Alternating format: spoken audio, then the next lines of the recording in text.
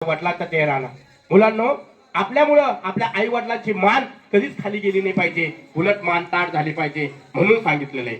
कविता सुरू असताना एका डोळ्यामध्ये आपल्या आईचा चेहरा आणि दुसऱ्या डोळ्यामध्ये आपल्या बापाचा चेहरा आला. तिथं बसलेल्या प्रत्येक मुलांना सूचना आहे की एका डोळ्यामध्ये आपल्या आईचा चेहरा आणि दुसऱ्या डोळ्यामध्ये आपल्या वडिलांचा चेहरा. काही सर्व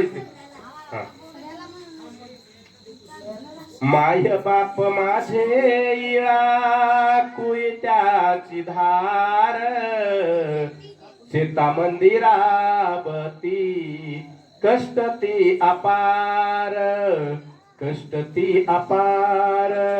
चुली वाणी माय रोज जळत राहिली, बापान बी जिंदगानी तशीच वाहली, तशीच वाहली.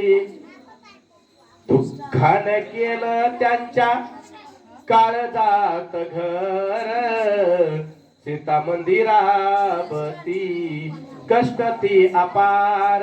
बापाचे कष्ट आम्हाला कधी दिसत नाही की बाप नागराचा फाळ भुईत दडायचा, माईचा बिघाम टपा टपा गळायचा, टपा टपा गळायचा. हिरवा शालू नेसायाच रान काळ भोर, सीता मंदिरावती कष्ट ती अपार. शेवट कडवं सर्व कार्यक्रम विसरा, पण शेवट कडवं ध्यानात ठेवा मुलांना. आम्हाला दुःख होतं, यातना होतात, तेव्हा आमच्या डोळ्यातून पाणी येतं. एका डोळ्यातून नाही, दोन्ही डोळ्यातून पाणी येतं. एका डोळ्यातून येणारं पाणी आपल्या आईचं असतं, दुसऱ्या डोळ्यातून येणारं पाणी आपल्या बापाचं असतं. आपल्या आई वडिलांच्या डोळ्यामध्ये आपल्यामुळे कधी पाणी येईल असं वागू नका एकदा. म्हणून थोडं सुख थोडं दुःख मोहरीची फोडणी, थोडं सुख थोडं दुःख मोहरीची फोडणी. माय बाप महे दोन्ही डोळ्याच पाणी, डोळ्याच पाणी.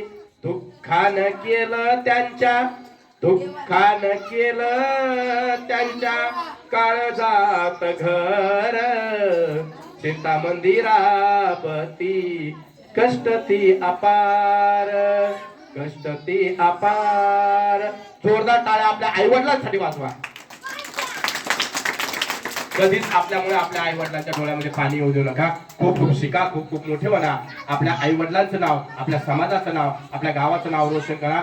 आज तुम्हाला या ठिकाणी मनपूर्वक शुभेच्छा देत असताना या कार्यक्रमाची संधी, तुमचं या प्रबोधन करण्याची संधी या महाविद्यालयाने दिले, त्यांचे सुद्धा मनपूर्वक आभार या कार्यक्रमाच्या निमित्ताने व्यक्त करून एकदा जोरदार टाळ्या आयोजकांसाठी आपण वाजूया.